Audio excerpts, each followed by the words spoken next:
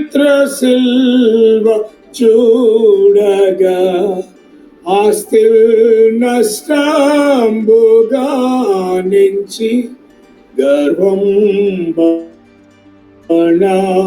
గద్రోకుదు నీ సిల్వగాక యో దేవా దేనిల్ ప్రేమింప నీయకు నన్నాహరించు సర్వమున్ నీ సిల్వకై త్యజింతును శిరంబు పాద హస్తముల్ సుజించు దుఃఖ ప్రేమలు మరణడైన గూడెనా నిషాద ప్రేమ నీగతి ముండ్రల్ దుర్మార్గు లల్లిన కిరీటమేసు ఉండిన ఈ భూ కిరీట మూలన్ని ఆనందుగంగ జాలునే లోకంబునే నర్పించిన అయోగ్యమైన ఈవియౌ వింతైన యేసు ప్రేమకై నయావ జీవ మేతును రక్షింపబడ్డ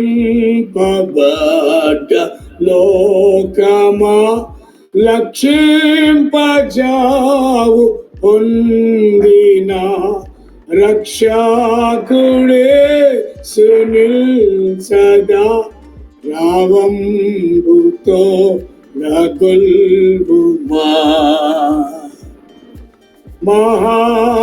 మహాత్ముడైన నా ప్రభు విచిత్ర సిల్వ జూడనా అస్థిల్ నష్టంబు గానించి గర్వం బణం గద్రోహు. Praise God. ఆహా మహాత్మ శరణ్య ఆవిమోచక ద్రోహరహిత చంపే నిన్ను నా ద్రోహరహిత చంపే నిన్ను నా దోషమే గదా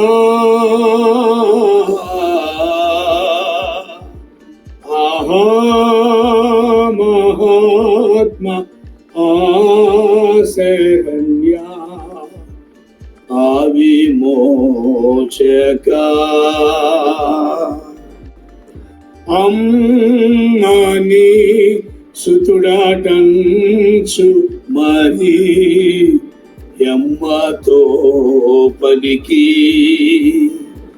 అమ్మని సుతుడాటంచు మరి యమ్మతో పలికి క్రమరాని జననీయంచు క్రమరాని జననీయంచు కర్త నుడివితి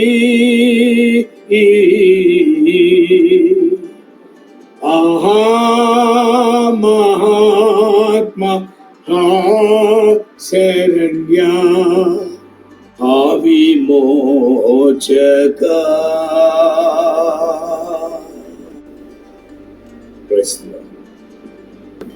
మూడవ మాట. గత 2 దినాలు ఆయన సిలువలో పలికిన 2 మాటలను మనం ధ్యానం చేసుకున్నాం. ఈ ఉదయకాల సమయంలో మనం ఆయన సిలువలో పలికిన 3వ మాటను ధ్యానం చేసుకుందాం. యోహాను సువార్త 19వ అధ్యాయము 26, 27 వచనాలను ఈ సమయంలో మనం చదువుకుందాం.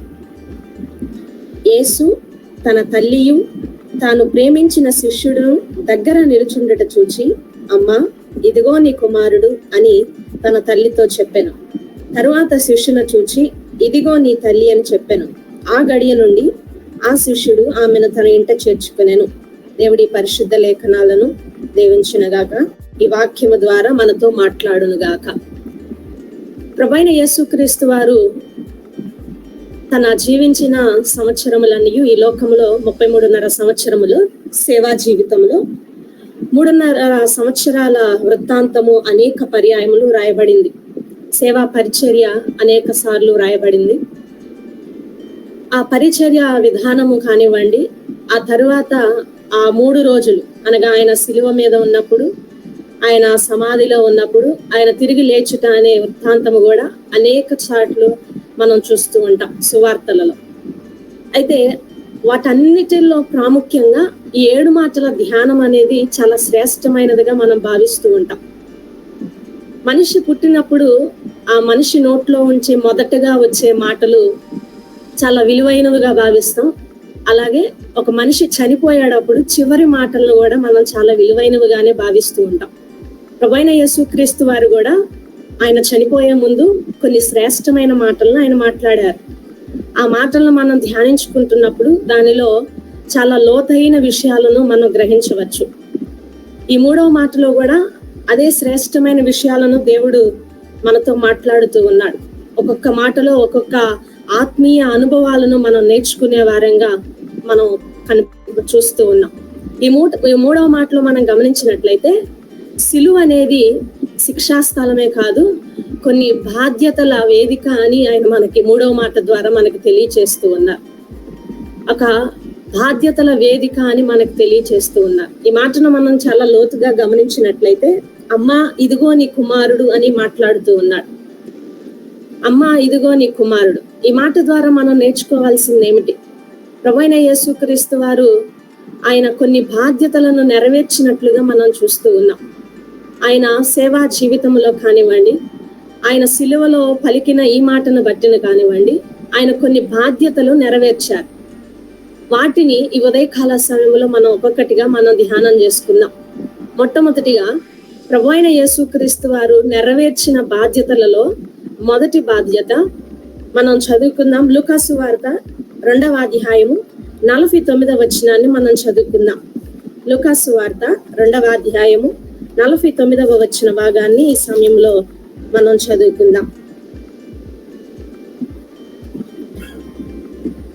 అక్కడ వ్రాయబడిన మాట, ఆయన, మీరేలా నన్ను వెతుకుచుంటిరి, నేను నా తండ్రి పనుల మీద ఉండవలనని మీరెరుగరా అని వారితో చెప్పాను.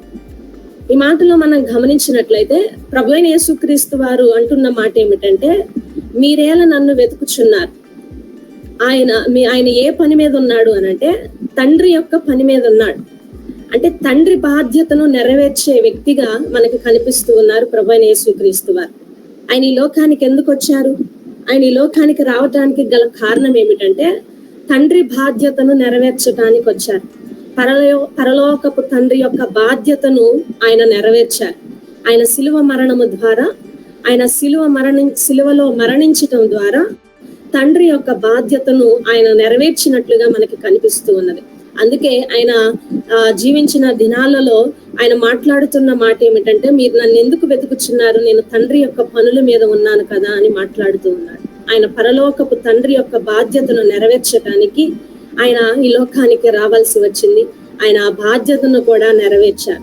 అదే ఇంకొక మాటలో మనకు చదువుకున్నట్లయితే మత్తయి సువార్త 18వ అధ్యాయము 14వ వచనాన్ని మనం చదువుకుందాం. మత్తయి సువార్త 18వ అధ్యాయము 14వ వచనాన్ని ఒకసారి మనం చదువుకుందాం. అలాగుననే ఈ చిన్న వారిలో ఒక్కడైనను నశించుట పరలోకమందున్న మీ తండ్రి చిత్తము కాదు. పరలోకమందున్న మీ తండ్రి చిత్తము కాదు. మరి పరలోకమందున్న తండ్రి చిత్తం ఏమిటి అని మనం ఆలోచన చేస్తే, కానిది ఏంటంటే ఒక్కడైనను నశించుట పరలోకమందున్న తండ్రి చిత్తము కాదు. మరి తండ్రి చిత్తం ఏంటంటే ప్రతి ఒక్కడు రక్షించబడుట, అది తండ్రి చిత్తం. అందుకే యోహాను సువార్తలో మనం చదువుకుంటాం కదా, నిత్య జీవమును అనుగ్రహించుటకు ఆయన అనుగ్రహింపబడేను అనే మాటను మనం చదువుకుంటాం. ఆ నిత్య జీవం అనేది ప్రభువైన యేసుక్రీస్తు ద్వారా మాత్రమే మనకి దొరుకుతుందని చెప్పి పరలోకమందున్న తండ్రి ప్రభువైన యేసుక్రీస్తు వారిని ఈ లోకానికి పంపించారు. ఆ బాధ్యత యేసుక్రీస్తు వారి మీద ఉంది. ఆ రక్షించే బాధ్యత, పాపములో ఉన్న వారి బాధ్యత, శాపములో ఉన్న వారి బాధ్యత, ఆ నశించిపోతున్న ప్రతి ఒక్కరి ఆత్మ పట్ల భారము అనేది యేసుక్రీస్తు వారి మీద ఉంది. కాబట్టి ఆ బాధ్యతను నెరవేర్చడానికి ప్రభువైన యేసుక్రీస్తు వారు ఈ లోకానికి వచ్చారు. ఆ బాధ్యతను ఆయన నెరవేర్చారు.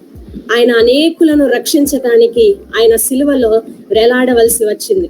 ఆయన రక్తాన్ని చిందించి ఆ సంఘాన్ని విలువ పెట్టి ఆయన కొన్నారు, రక్షణలోనికి నడిపించారు. పరలోకమందున్న తండ్రి బాధ్యతను ఆయన నెరవేర్చారు. ఆ లోకములో జీవిస్తూ ఉన్నప్పుడు ఆయన పాపము చుట్టూ ఆయన జీవిస్తూ ఉన్నారు.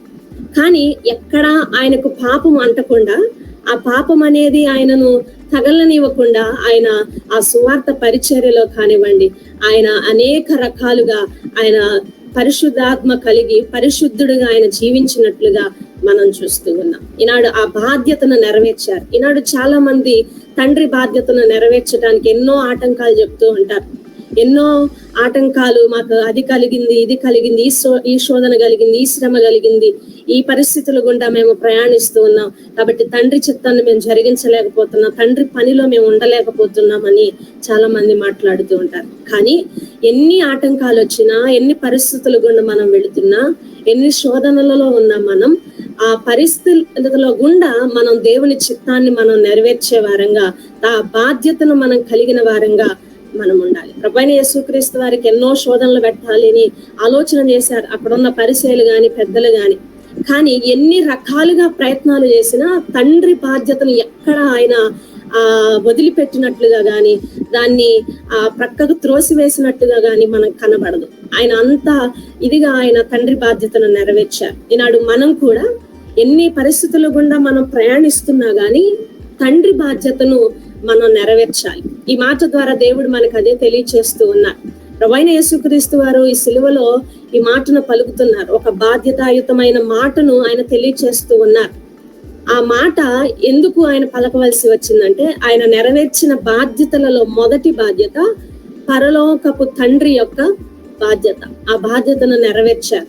తర్వాత రెండవదిగా మనం చదువుకున్నట్లయితే యోహాను సువార్త 19వ అధ్యాయము 26, 27 వచనాలలో మన మూలవాక్యము అదే చదువుకున్నాం. అమ్మా, ఇదిగో నీ కుమారుడు, ఇదిగో నీ తల్లి. తర్వాత రెండవదిగా ఆయన నెరవేర్చిన బాధ్యత ఏమిటంటే తల్లి యొక్క బాధ్యత. ప్రభువైన యేసుక్రీస్తు వారు ఆ మూడవ మాట పలికేటప్పుడు ముగ్గురు వ్యక్తుల్ని మనం చూస్తూ ఉంటాం. మరియను చూస్తాం, యోహానును చూస్తాం, తర్వాత యేసు ప్రభు వారిని మనం చూస్తూ ఉంటాం. మరియను మనం గమనించినట్లయితే ఆమె పాత్ర చాలా శ్రేష్టమైనదిగా మనకి కనిపిస్తూ ఉంటుంది. ప్రభువైన యేసుక్రీస్తు వారు ఈ లోకానికి రావటానికి ఒక ఘనమైన పాత్రగా ఆమె ఎన్నుకొనబడింది. ఆ తర్వాత ఆయన సువార్త చేస్తూ ఉన్నప్పుడు కూడా ఆయన రాజ్య సువార్తలో పాల్గొంది. ఆయనను అంతవరకు ఆ లోకములో ఆయన ఈ లోకానికి వచ్చిన తరువాత ఆయనను పోషణ విషయంలో కానివ్వండి, ఆయనను సంరక్షించుకునే విషయంలో కానివ్వండి, ఆమె చాలా ఘనమైన పాత్ర వహించింది. ఆ మరియను మనం చూస్తూ ఉంటాం. తర్వాత యోహానును కూడా మనం చూస్తూ ఉంటాం. యోహానుకి ఒక బాధ్యతను అప్పచెప్తూ ఉన్నాడు యేసు ప్రభు వారు. తల్లి బాధ్యతను అప్పచెప్తూ ఉన్నాడు. ఎందుకు యోహానును ఎంచుకున్నాడు అని మనం ఆలోచన చేస్తే, ప్రభువైన యేసుక్రీస్తు వారికి చాలా మంది శిష్యులు ఉన్నారు. చాలా మంది శిష్యులను ఆయన పిలుచుకున్నారు. మీరు ఆ వలలను విడిచిపెట్టి రండి అన్నప్పుడు అనేక మంది శిష్యులు వచ్చారు. వారిలో యోహాను కూడా ఒకడు. కానీ ఆయనతో పాటు ఆయన శిలువ మరణములో ఉన్నప్పుడు ఆయనతో పాటు ఒక్క శిష్యులు కూడా లేరు, ఒక యోహాను తప్ప. ఆయనతో పాటు ఎవరూ లేరు. అందుకే ఆయన ప్రియ శిష్యుడిగా యోహాను పిలువబడుతూ ఉంటాడు. ఆయనతో పాటు ఆయన శ్రమలలో, ఆయనకున్న ఆ ఇబ్బందులో తోడుగా ఉన్నవారు ఎవరు అని అంటే ఒక యోహాని. అందుకే యోహానికి ఆ బాధ్యతను అప్పచెప్తూ ఉన్నట్లుగా మనం చూస్తూ ఉన్నాం. ఈ మాటలో మనం గమనించినట్లయితే ప్రభువైన యేసుక్రీస్తు వారు ఒక బాధ్యతను కలిగిన వ్యక్తిగా మనకి కనిపిస్తూ ఉన్నారు. బాధ్యత, తల్లి బాధ్యతను ఆయన కలిగి ఉన్నారు. ఆయన ఈ లోకంలోనికి వచ్చిన తర్వాత నుంచి ఆ తల్లి సంరక్షించిన విధానాన్ని బట్టి, ఆయనను పోషించిన విధానాన్ని బట్టి, ఆయనను ఎలా ఆ తల్లి ఆయనను సంరక్షించిందో ఆ విధానాన్ని బట్టి ఆయన మాట్లాడుతూ ఉన్న మాట ఏమిటంటే, తల్లికి ఒక బాధ్యతను, ఆ తల్లి బాధ్యతను యోహానుకు అప్పగిస్తూ ఉన్నట్లుగా మనం చూస్తూ ఉన్నాం. అమ్మా ఇదిగో నీ కుమారుడు. అప్పటి వరకు ప్రభువైన యేసుక్రీస్తు వారు తల్లితో ఉన్నారు. ఇక మీదట ఆయన తల్లితో ఉండవలసిన అవసరం లేదు. ఆయన మరలా పరలోకమునకు ఆరోహణమై వెళ్ళాలి. ఆ టైంలో ప్రభువైన యేసుక్రీస్తు వారు మరియతో చెప్తున్న మాట ఏమిటంటే, అమ్మా ఇదిగో నీ కుమారుడు. యోహానుతో చెప్తున్న మాట ఏమిటంటే, ఇదిగో నీ తల్లి. బాధ్యతను ఆయన కలిగి ఉన్నట్లుగా మనం చూస్తూ ఉన్నాం. ఈ ప్రేమలో ప్రభువైన యేసుక్రీస్తు వారు తన ప్రేమను వెల్లడిపరుస్తున్నట్లుగా మనం చూస్తూ ఉన్నాం. తల్లి పట్ల ఆయనకున్న ప్రేమను ఆయన చూపిస్తూ ఉన్నాడు ఈ మాట ద్వారా. ఈనాడు చాలా మంది తల్లిదండ్రులను ప్రేమించే వారిగా ఉంటారు, కానీ ఆ ప్రేమను వ్యక్తపరిచే విషయంలో చాలా మంది వెనకడుగు వేస్తూ ఉంటారు. చాలా మంది చెప్తారు, మా తల్లిదండ్రులు మేము ప్రేమిస్తూ ఉంటాం, మా తల్లిని మేము ప్రేమిస్తూ ఉంటామని చెప్తూ ఉంటారు. కానీ ఆ తల్లిదండ్రుల ప్రేమను వ్యక్తపరిచే విషయంలో చాలా మంది ఫెయిల్ అవుతూ ఉంటారు. ప్రభువైన యేసుక్రీస్తు వారి తల్లి ప్రేమను ఇక్కడ సిలువలో కనపరిచారు. ఎలా కనపరిచారంటే 3 విషయాల ద్వారా కనపరిచారు. ఎలా అంటే బాధ్యతతో కూడిన ప్రేమ. మొట్టమొదటిగా బాధ్యతతో కూడిన ప్రేమ. ఆయన ప్రేమను చూపించారు. ఎలా చూపించారంటే బాధ్యతతో చూపించారు. ప్రేమలో బాధ్యత ఉండాలి. ఈనాడు అందరూ మేము ప్రేమిస్తాం, మా తల్లిదండ్రులు మేము ప్రేమిస్తాం అంటారు, కానీ వారి పట్ల బాధ్యత ఉండదు. వారికి ఏం కావాలో, వారికి ఏది అవసరమో, వారి పట్ల ఏ భారాన్ని అయితే కలిగి ఉన్నారో, ఏ బాధ్యత అయితే కలిగి ఉన్నారో దాన్ని నెరవేర్చే విషయంలో చాలా మంది ఫెయిల్ అవుతూ ఉంటారు. వారు చాలా మంది దాన్ని సరిగా చేయలేకపోతూ ఉంటారు. కానీ ప్రభువైన యేసుక్రీస్తు వారు తల్లి ప్రేమను కలిగి ఉన్నారు. ఎలా కలిగి ఉన్నారంటే ఆ ప్రేమను ఎలా వెల్లడిపరిచారనంటే బాధ్యతతో ఆయన వెల్లడిపరిచారు. మొట్టమొదటిగా బాధ్యతతో కూడిన ప్రేమ. ఈనాడు మన తల్లిదండ్రుల పట్ల కూడా మనం బాధ్యత ఉండాలండి. ప్రేమను ప్రేమిస్తున్నామని చెప్పటం కాదు, కానీ ఆ ప్రేమలో బాధ్యతను మనం కనపరచాలి. తర్వాత రెండవదిగా ఆయన కృతజ్ఞతతో కూడిన ప్రేమను చూపిస్తూ ఉన్నారు. కృతజ్ఞత. ఇప్పటి వరకు ప్రభువైన యేసుక్రీస్తు వారిని సంరక్షించింది, ఇప్పటి వరకు ఆయనతో పాటు ఉంది, ఇప్పటి వరకు ఆయనను చూసుకుంది.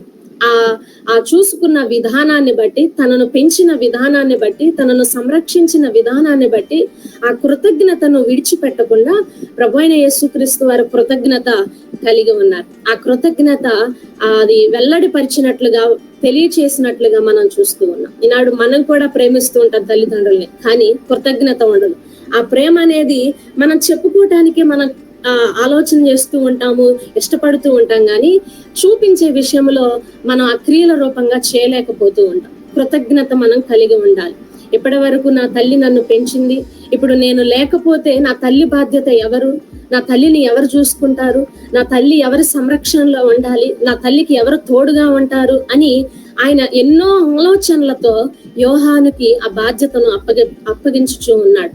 ఈనాడు మనం కూడా మన తల్లిదండ్రుల పట్ల ఒక బాధ్యత, కృతజ్ఞత కలిగి ఉండాలి. ఇన్ని రోజులు మనల్ని సంరక్షించింది కదా, ఇన్ని రోజులు మనల్ని పోషించింది కదా మన తల్లి, ఇన్ని రోజులు మనల్ని కంటికి రెప్పలాగా కాపాడుకున్నది కదా, ప్రతినిత్యము మనకు తోడుగా ఉంది, ధైర్యపరిచింది, మనం వెళుతున్న ప్రతి అననుకూలమైన పరిస్థితులలో మనకి తోడుగా ఉండి మనల్ని నడిపించింది కదా అని చెప్పి ఒక ఆలోచన విధానం అనేది మనం కలిగి ఉండి ఆ ప్రేమను కృతజ్ఞతా భావంతో, బాధ్యతతో మనం వెల్లడిపరిచే వారంగా మనం ఉండాలి. ఈనాడు చాలా మంది చాలా విచారకరమైన సంగతి ఏంటంటే, ఈనాడు చాలా మంది కొడుకులే తల్లులని హింసించేవారుగా, తల్లులని చంపేసేవారుగా ఈనాడు చాలా మంది మనం చూస్తూ ఉన్నాం. చాలా మన చుట్టూ చాలానే జరుగుతూ ఉన్నాయి. రీసెంట్ గా నేను ఒక న్యూస్ కూడా విన్నాను. చాలా మంది తల్లి దగ్గరకు వచ్చి డబ్బులు అడిగారంట. డబ్బులు ఇవ్వలేదని చెప్పి తల్లిని హతమార్చారు. జస్ట్ టూ డేస్ బిఫోరే నేను ఆ న్యూస్ విన్నాను. చాలా విచారకరమైన సంగతి. తల్లులను ఇంతవరకు నవమాసాలు కని, పెంచి, పోషించి మనల్ని ఒక ఉన్నతమైన స్థితిలో ఉంచుతుంది తల్లి. కానీ ఆ తల్లిని మనం చివరికి ఆస్తుల కోసమో లేకపోతే ఆమె దగ్గర నుంచి ఏదో ఆశించో ఈనాడు చాలా మంది తల్లి ప్రేమను పోగొట్టుకుంటున్నారు.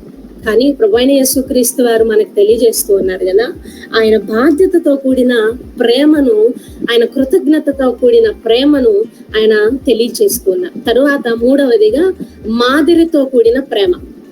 మాదిరితో కూడిన ప్రేమ, 3 రకాలైన ప్రేమ. తల్లి ప్రేమను చూపించారు. ఎలా చూపించారంటే బాధ్యతతో, కృతజ్ఞతతో, మాదిరితో. ఆయన మాదిరి చూపించారు. ఈనాడు ఇప్పుడు ఈ మాటను మనం చదువుకుంటున్నామంటే మాదిరి ఉండబట్టే చదువుకుంటున్నాం. అదే మాదిరి లేకపోతే, దానిలో నుంచి మనం ఏమి నేర్చుకోలేకపోతే మనం ఆ విషయాలను మనం పట్టించుకునే వారం కాదు, పక్కన పెట్టేసేవాళ్ళం. కానీ ఈ మాట ద్వారా మనం అనేకమైన సత్యాలను మనం నేర్చుకుంటూ ఉన్నాం. మాదిరిని ప్రభువైన యేసుక్రీస్తు వారు మనకు ఉంచిపోయారు. తల్లిని ఎలా ప్రేమించాలో, తల్లిని ఎలా సంరక్షించాలో, ఒకవేళ మనము ఆమెకు తోడుగా లేకపోయినా ఆ బాధ్యతను ఎలా కలిగి ఉండాలో ఒక మాదిరిని ఉంచారు. ఈనాడు మనం కూడా మన తల్లిని ప్రేమిస్తాం. ఆ ప్రేమ ఎలా ఉండాలి అని అంటే మాదిరితో ఉండాలి. మాదిరిని మనం చూపించాలి. ఒకరు మనల్ని చూశారు అని అంటే, ఒకళ్ళు మనల్ని చూస్తున్నారు అని అంటే, మనం తల్లిని ఎలా ప్రేమిస్తూ ఉన్నామో అన్న మాదిరి వారికి కనిపించాలి. తల్లిని ఎలా మనం సంరక్షిస్తూ ఉన్నామో, తల్లి పట్ల ఎలాంటి బాధ్యత మనం కలిగి ఉన్నామో వారికి కనిపించాలి. అటువంటి బాధ్యతను ఈనాడు మనం కలిగి ఉన్న బిడ్డలంగా మనం ఉండాలి. ప్రభువైన యేసుక్రీస్తు వారు ఆయన అంతటి సిలువ మరణం పొందుతూ కూడా, ఆయన అంతగా దూషించబడుతూ, అవమానపరచబడుతూ కూడా, అనేక మంది అనేక రకాలుగా ఆయనను హింసిస్తూ కూడా, అంతటి వేదనను, బాధను ఆయన అనుభవిస్తూ కూడా ఆయన పలికిన మాట ఏమిటంటే, అమ్మా ఇదిగో నీ కుమారుడు. ఎంత బాధ్యతాయుక్తమైన ఆయన మాటను ఆయన పలికారు. నిజముగా ఆ టైంలో ఆ మాట రావటం చాలా గొప్ప విషయమే. ఆ మాట రావటం చాలా గొప్ప విషయమే. చివరి మాటలో ఒకరిని బాధ్యతగా ఒకరిని చూస్తున్నాడు అని అంటే చాలా గొప్ప విషయమే అని మనం చెప్పుకోవాలి. అమ్మా ఇదిగో నీ కుమారుడు అని. తల్లిని మర్చిపోలేదు, ఆమెను మర్చిపోకుండా ఒక తల్లి బాధ్యతను ఆయన తీసుకున్నట్లుగా మనం చూస్తూ ఉన్నాం. మొట్టమొదటిగా ఆయన నెరవేర్చిన వాటిలో పరలోకపు తండ్రి యొక్క బాధ్యతను నెరవేర్చారు. రెండవదిగా తల్లి బాధ్యతను ఆయన నెరవేర్చారు. ఆ తల్లి బాధ్యత ఆయన నెరవేర్చినట్లుగా మనం చూస్తూ ఉన్నాం. మూడవదిగా మనం చదువుకున్నట్లయితే స్వరక్తం ఇచ్చి కొన్న సంఘమును ఆయన బాధ్యత తీసుకున్నట్లుగా మనం చూస్తూ ఉన్నాం. ఆ మాటను ఒకసారి మనం చదువుకున్న యోహాను సువార్త 14వ అధ్యాయము 16వ వచనాన్ని ఒకసారి మనం చదువుకుందాం.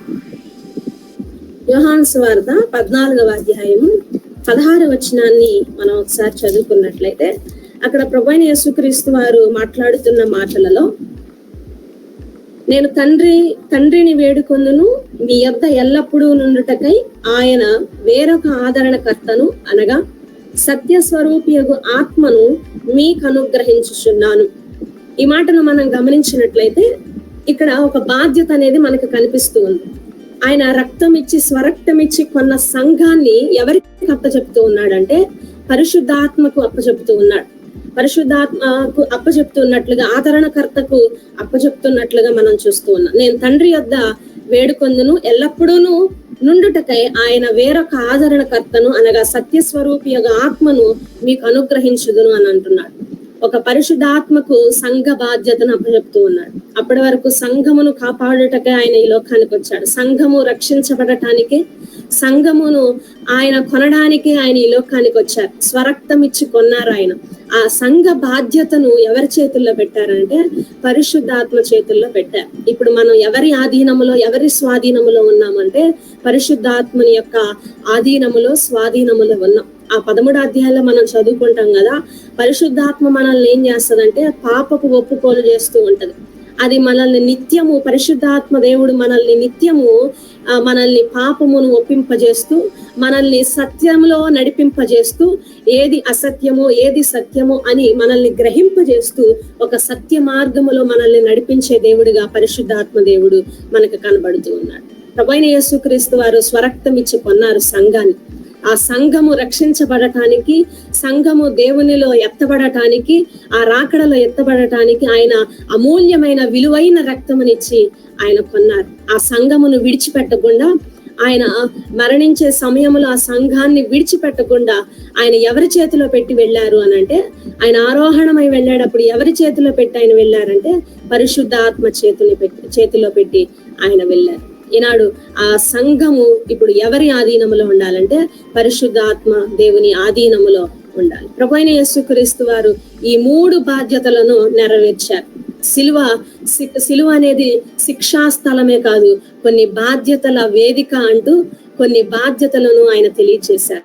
పరలోకపు తండ్రి యొక్క బాధ్యత ఈనాడు ఆయన బాధ్యత మాత్రమే కాదు, ఈనాడు మన బాధ్యత కూడా.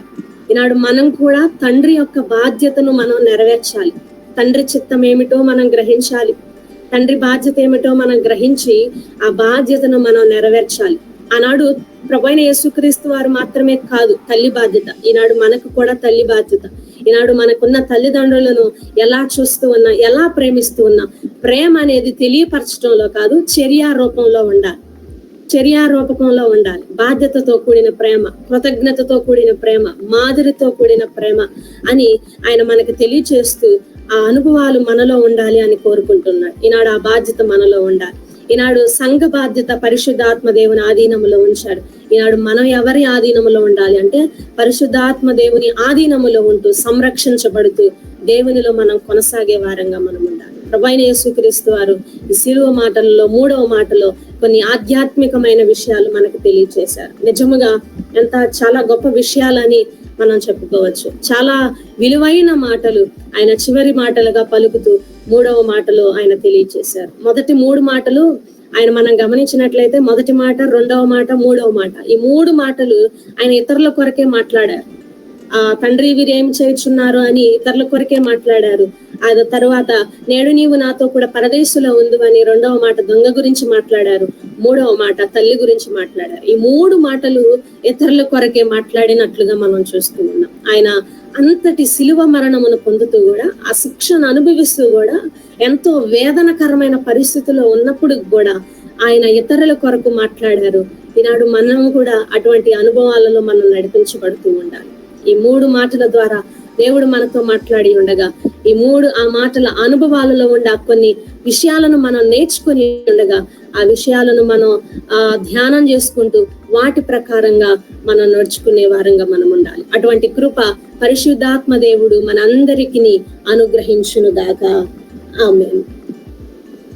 కలిగిన కృతజ్ఞత కలిగి నడుచుకుంటూ కృప చూపించండి దేవ. పరిశుద్ధాత్ముడ సహాయం దయచేయండి దేవా. అట్టినా దేవా హృదయం మాకు ప్రతి ఒక్కరికి అనుగ్రహించండి దేవా. తండ్రి ఎంతగా ప్రేమించారు దేవ తండ్రి. పరిశుద్ధాత్ముడ సహాయం దేవ తండ్రి. పరిశుద్ధాత్ముడ దేవ తండ్రి. తండ్రి ఈ రోజుల్లో నా దేవ బిడ్డలు నా దేవ చాలా మంది నా దేవా తల్లిదండ్రులను పట్టించుకుని దేవ తండ్రి. తండ్రి వారితో గొడవలు పడుతూ ఉన్న బిడ్డలుగా చాలా మంది ఉన్నారు దేవ తండ్రి. తండ్రి అట్టి మనసును మాలో ఎవ్వరికి ఇవ్వవద్దు తండ్రి. ప్రతి ఒక్కరికి తల్లిదండ్రులను ప్రేమించే నా దేవా తండ్రి బాధ్యత కలిగి కృతజ్ఞత కలిగి నా దేవా వారి కష్టాన్ని నా దేవా గమనించి దేవా నడుచుకునే వారి హృదయాలను దేవా తండ్రి తండ్రి ఎరిగి దేవా నడుచుకుంటా కృప చూపించండి దేవా. సహాయం దయచేయండి దేవా. పరిశుద్ధాత్మ మేమంతా నా దేవా తండ్రి మేము చూపిన మాదిరిని బట్టి నిన్ను పోలి నడుచుకుంటూ కృప చూపించండి. రాదల శరవరదల శివాని ఆదల శిఖరోదల సవారద పురవరదికి ఆదల సకవారిది రోషి దిక్రందల సవారదికి ఆదల దేవా. మా హృదయాలు దేవ తండ్రి నీ చిత్తం చొప్పున దేవ నీకు మాదిగా దేవన తండ్రి తండ్రి చూపిన మాతను బట్టి నా దేవ నడుచుకుంటూ కృప చూపించండి దేవా. తండ్రి ఆదర దరికి హృదల సవారద విధి రోషి దికి ఆదల సవారద వికలోల దలసి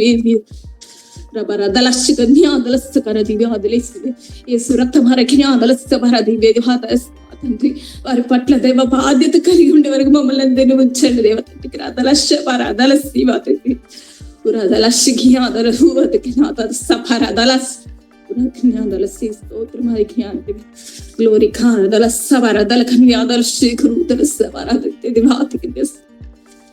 తండ్రికి స్తోత్రం దేవా. మేమైతే దేవా ఏమీ నా దేవా డబ్బులో లేకపోతే ఏదో ఏమీ ఇవ్వలేకపోవచ్చు దేవ తండ్రి, కానీ వారి పట్ల ప్రేమ కలిగి బాధ్యత కలిగి ఉండి వారిగా ఉంచండి దేవ తండ్రి. సహాయం తెచ్చండి ఉదయకాల సమయంలో తండ్రికి స్తోత్రం దేవా. ఎవరైతే బాధ్యతను మర్చిపోయి ఉన్నారు ప్రతి ఒక్కరికి నా దేవ బాధ్యత కలిగి జీవించే వారిగా మమ్మల్ని ఉంచండి దేవ. సహాయం తెచ్చండి దేవ. అదే విధంగా దేవా తండ్రి వాక్యం విత్తిన సహోదరి దేవ తండ్రి సుష్మా గారిని దీవించి ఆశీర్వదించండి దేవా. తండ్రి వారు నా దేవా ఎంతో బహుబలంగా నా దేవ వాడబడుచుండగా దీవించి ఆశీర్వదించండి. ఆవిడకి మంచి ఆరోగ్యం దయచేయండి దేవా. వారి కుటుంబాన్ని దీవించి ఆశీర్వదించండి. ప్రతి ఒక్కరికి నా దేవ మంచి ఆరోగ్యంలో వారు చేస్తున్న సేవలో పరిచర్లో దేవ తండ్రి రాకపోకలు క్షేమం అనుగ్రహించండి దేవ. సహాయం తెచ్చండి దేవా. పరిశుద్ధాత్ముడు అదేవిధంగా పాస్టర్ గారి కుటుంబాన్ని జ్ఞాపకం చేసుకోండి దేవా. దీవించి ఆశీర్వదించండి. వారు చేస్తున్న సేవలో పరిచర్లు మీరు తోడైన బహుబలంగా వాడబట్టే కృప చూపించండి. కరాదలస్త బాబా బాబా ఊరాదల కనంది అదృశ్యకరదా పరదిగులో అధిహాత్మికి తాస్తాదమాదింది యేసు రక్తమ రఖియా దరస్తి బారక నూలాశింది దివా దరస్తి గిరివేయతాస్ ఊరాదల శిఖరం దరస్తి వేసి రక్తమార్దికి నాదస్తది యేసయ్యా తండ్రి సహాయం దయచేయండి దేవా. తండ్రి ఇంకా దేవ తండ్రి గూగుల్ మీటింగ్ లో పాల్గొన్నాను దేవ తండ్రి. ప్రతి ఒక్కరి కుటుంబాన్ని దీవించి ఆశీర్వదించండి. ప్రతి ఒక్కరిని దీవించి ఆశీర్వదించండి. ప్రతి ఒక్కరిని దీవించి ఆశీర్వదించండి. పరిశుద్ధుడా తండ్రి సహాయం దయచేయండి.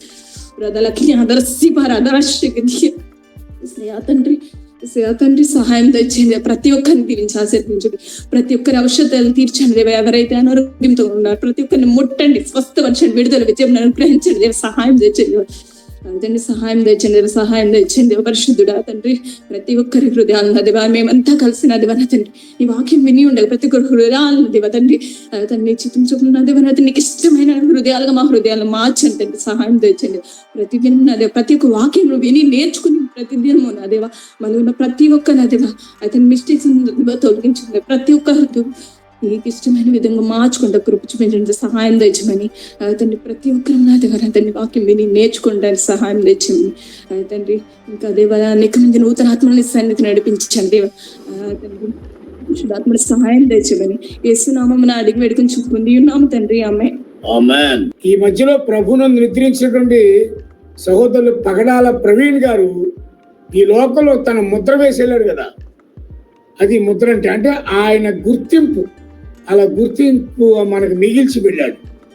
అలాగే యేసుక్రీస్తు ఈ భూమి మీద నుండి నిష్క్రమించే లోపు ఆ 33.5 సంవత్సరాలలో యేసు మనకు వేసెళ్ళిన ముద్రలు 7 ముద్రలు నేను ధ్యానం చేయాలని ఇష్టపడుతున్నాను. అది బహుశా కౌతులంలో సంఘం కోసం. అందులో ఒక ముద్ర బాధ్యత. ఈరోజు మన సోని మాట్లాడినటువంటి మాట బాధ్యతను అనే ఒక ముద్ర వేసేలాడంటే బాధ్యతను ఎలా నిర్వర్తించాలో, ఏ స్థితిలో ఉన్నా కూడా తన బాధ్యత తాను విస్మరించకూడదని ఆయన ఒక ముద్ర వేసి మనకు చూపించి వెళ్ళాడు. ఒక గుర్తును మనకి మిగిల్చాడు అనమాట. అంటే ఏంటి, సహజంగా ఏమంటాం, ఆత్మీయంగా ఎదిగేవాడికి అమ్మ అడ్డొస్తుంది, నాన్న అడ్డొస్తాడు, లేకపోతే బంధాలు బంధుత్వాలు ఇవన్నీ అడ్డుగా ఉంటాయి, కనుక వీటన్నిటిని దాటి వెళ్ళిపోవాలి మనం అని ఒక్కొక్క ఆ పీక్ స్టేజ్కి వెళ్ళిపోతాం మనం. దాన్ని బాగా సూపర్ స్టిషియస్ భక్తి అంటారు దాన్ని. ఆవేశంలో లేకపోతే ఒక మూఢమైన భక్తులు వెళ్ళిపోతాం. నో, బంధాలను కలుపుకుంటూ బంధుత్వాలు నిలుపుకుంటూ మన మీద ప్రేమ చూపినటువంటి వారికి తిరిగి కృతజ్ఞత కలిగి జీవిస్తూ మనం యేసు ప్రభువుని వెంబడించాలి.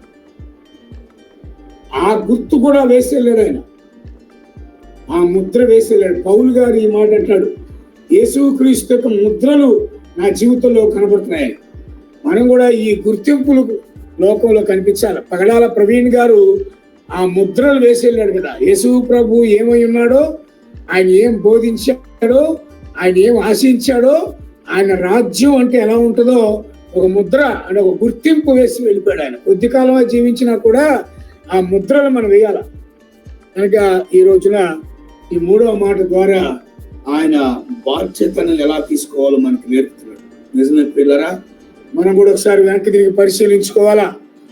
మా తండ్రి, మహోన్నతుడైన మా దేవ, నీ ఘనమైన పరిశుద్ధ నామాన్ని బట్టి నీకు స్తుతులు స్తోత్రాలు చెల్లిస్తున్నాం. మా ప్రియుడా, మా రక్షకుడా, మా విమోచకుడా, ఈ ఉదయకాలం నాయన బాధ్యతాయుతమైన భక్తిని గురించి మాతో మాట్లాడుతున్నావు, నీకు స్తోత్రాలు. యేసు, నీవు శిలువ మీద పలికినటువంటి 3వ అమూల్యమైనటువంటి మాటను ఈరోజు నీ దేవుని సేవకురాలు మరి సోని చిన్న బిడ్డ అయినప్పటికీ కూడా మరి ఒక దైవ సేవలో వారి తండ్రి బాటలో నడుస్తుంది బిడ్డ. ఆమె ద్వారా మేము కొన్ని విషయాలు నేర్చుకున్నాం. ప్రభువా, పరలోకపు తండ్రి బాధ్యత నెరవేరుస్తున్నావని, మరి భూలోక తల్లిని బాధ్యత కూడా నెరవేరుస్తున్నావని ఒక కృతజ్ఞతా భావంతోనూ ఒక మాదిరికరమైన జీవితంతోనూ మరి ఒక చక్కటి బాధ్యత నెరవేర్చిన గొప్ప దేవుడు అని మేము ఈరోజు తన దాసుల ద్వారా మేము విన్నాం. మా కుటుంబాలు ఎలా ఉన్నాయో ఒకసారి మేము పరిశీలన చేసుకుంటున్నాం. చాలా మంది పిల్లలు మా నాన్న మాకు ఏమి ఇచ్చాడు, లేకపోతే మా అమ్మ వల్ల మాకేమొచ్చింది, బంగారం ఎక్కడుంది, నగలు ఎక్కడున్నాయి, లేకపోతే ఇళ్ళు వాకిళ్ళు ఎక్కడున్నాయి, పొలాలు ఎంత ఇచ్చారు, ఎంత డబ్బు మా కొరకు దాచిపెట్టారనే వాటి మీదే ఆధారపడినటువంటి బంధాలు మేము చూస్తున్నాం. అవి ఉండాలి, తప్పకుండా ఉండాలి. కానీ అవి ఉన్నా లేకపోయినా అమ్మ అమ్మే, నాన్న నాన్నే అనే ఒక మంచి ఆరోగ్యకరమైన అవినాభావ సంబంధ బాంధవ్యాలను ఈ లోకంలో మా ప్రభు కలిగి ఉండడానికి ఒక క్రైస్తవ మాదిరిని నా ప్రభు మీరు మా కొరకు అనుగ్రహించినందుకై నీకు వందనాలు, స్తోత్రాలు, స్తుతులు చెల్లిస్తూ ఉన్నాం. ఆయన ఇప్పుడు మా ముందున్న చాలా మంది కూడా ఇట్లాంటి మంచి బంధాలు కలిగి ఉన్నారు, చాలా మంచి బంధం కలిగి ఉన్నారు. నాయన నీకు స్తోత్రాలు. నాయన తమ్ముడు రాజేష్ విషయంలో నేను ఎంతగానో దేవా నేను స్తుతిస్తున్నాను. ఆ బిడ్డను కూడా మరి వాళ్ళ అమ్మగారు వాళ్ళ నాన్నగారు ఎంతో మరి ప్రేమతో పెంచారు. కానీ ఆయన కూడా ఒక రకంగా మరి ఏమి ఇవ్వలేకపోయారేమో, వాళ్ళు కూడా ఎన్నో తిప్పలు పడ్డారు, ఫైనాన్షియల్గా ఎన్నో ప్రాబ్లమ్స్ కలిగి ఉన్నారు. మరి కానీ రాజేష్ నాయన ఈవేళ అయ్యో మా అమ్మకి నేను ఏం పెట్టలేకపోయాను, మా నాన్నకే పూర్తిగా చూడలేకపోయాను, అనుభవించే సమయానికి మా అమ్మగారు లేకుండా పోయిందని ఎన్నోసార్లు కన్నీళ్ళు పెట్టుకున్నాడు. కానీ మా అమ్మ నాకు ఏమి ఇవ్వలేదేంటి, మా అమ్మ నాకు ఇల్లు ఇవ్వలేదేంటి, మా అమ్మ నాకు పొలం ఇవ్వలేదేంటి, మా అమ్మ నాకు బ్యాంక్ బ్యాలెన్స్ ఇవ్వలేదని ఎన్నడూ చెప్పలేదు ప్రభువా. అందుకే రాజేష్కి మంచి ఆత్మీయురాలైన బిడ్డను మీరు ఇచ్చారు, నీకు స్తోత్రాలు. మరి కిరణ్ గారు ఇక్కడ మాతో ఉన్నారు, నాయన నీకు స్తోత్రాలు. ఆయన ద్వారా వారి ఇంట్లో గొప్ప సాక్ష్యాన్ని మేము వింటున్నాం ప్రభు, నీకు స్తోత్రాలు. నాయన వారి తండ్రి గారు సాక్ష్యం ఇచ్చారు, నాయన వారి అన్నగారు సాక్ష్యం ఇచ్చారు, వారి తమ్ముడు సాక్ష్యం ఇస్తా ఉన్నారు. మా కుటుంబాన్ని మరి కిరణ్ అనే ఆయన లేకపోతే మా కుటుంబంలో మరి ఇలాంటి ఫైనాన్షియల్గా మేము ఎప్పుడో మరి చితికిపోయి ఉండేవాళ్ళం అని. నిజంగా ప్రభా ఒక లైఫ్లో కుటుంబాన్ని ఆదుకోవటానికి, కుటుంబాన్ని రుణాల నుంచి విడుదల చేయడానికి దుబాయ్ వెళ్ళి అక్కడ ఉద్యోగం చేసి మరి అక్కడ నుండి కుటుంబాన్ని మరలా గట్టెక్కించిన బిడ్డను నేను చూస్తున్నాం. విజయ్ అన్వేష్ అనే తమ్ముడిని చూస్తున్నాం. నాయన నోవా జీవన్ మేము చూస్తున్నాం. నాయన ప్రభా మరి వారి తండ్రి గారు కూడా అనివార్య కారణాల వల్ల ఆయనకి పెద్ద ఆస్తులు ఇవ్వలేకపోయారు. కానీ నాయన నీకు స్తోత్రాలు. ఈవేళ తల్లి ఎక్కడుంది, తల్లి ఎలా ఉంది అని పట్టించుకునే కూరని మేము చూస్తున్నాం ప్రభా. ఇలా మా ముందు ఎంతో మంది బిడ్డలు మేము చూస్తున్నాం.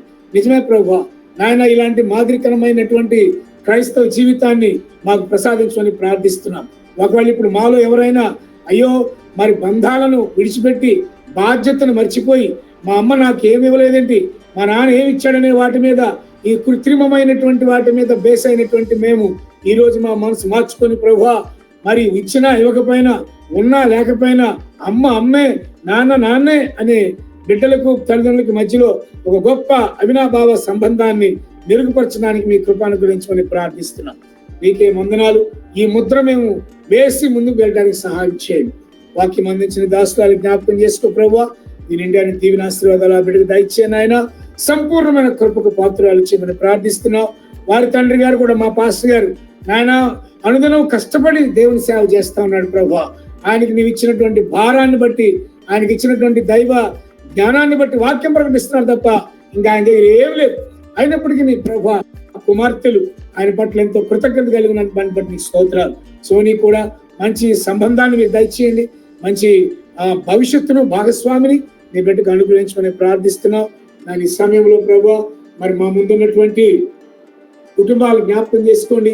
ఆర్థికంగా బాధపడేవారు, మరి కుటుంబాల్లో నెమ్మది శాంతి సమాధానాలు లేకుండా బాధపడేవారు, నాయన మరి బాధ్యతలు లేకుండా విస్మరించి తిరిగేటువంటి కొడుకులతో కూతురులతో మరి తల్లిదండ్రులతో బాధపడే బిడ్డలు జ్ఞాపకం చేసుకుని ప్రార్థిస్తున్నావు.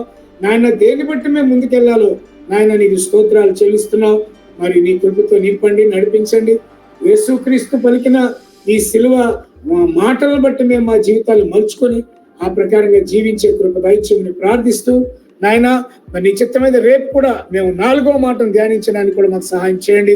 ఈ రోజంతా మీ సన్నిధి మాకు తోడుగా వచ్చి నడిపించమని, మహిమ పొందమని, కృప చూపని వేడుకుంటూ మహిమ ఘనతా ప్రభావాలు మీకే అర్పిస్తూ మా ప్రభువును రక్షకుడు అయిన యేసయ్య పరిశుద్ధ నామం పేరట ప్రార్థించి అడిగి వేడుకుంటున్నాం పరలోకపు తండ్రి, ఆమేన్. పరలోకమందున మా తండ్రి, నీ నామం పరిశుద్ధపరచబడును గాక, నీ రాజ్యం వచ్చును గాక, నీ చిత్తం పరలోకమందు నెరవేర్చుంట్లు భూమి యందు నెరవేరును గాక. మా అనుదిన ఆహారం మాకు నేడు దయచేయము. మా ఎడల అపరాధం వచ్చేవారు మేము క్షమించిన ప్రకారం మా అపరాధములు క్షమించుము. మమ్మల్ని శోధనలోనికి తేక దుష్టుని తప్పించుము. రాజ్యము, శక్తి, మహిమ నిరంతరం నీవై ఉన్నావు తండ్రి. ఆమేన్. తండ్రి దేవుని ప్రేమ, ప్రభువైన యేసుక్రీస్తు వారి కృప, పరిశుద్ధాత్మిక అన్యోన్య సహవాసము, సన్నిధి, సమాధానము ఇప్పుడు ఎల్లప్పుడు బాధ్యత నిర్వర్తిస్తూ భక్తిని కొనసాగిస్తున్న ప్రతి బిడ్డకు ఇప్పుడు ఎల్లప్పుడు సదా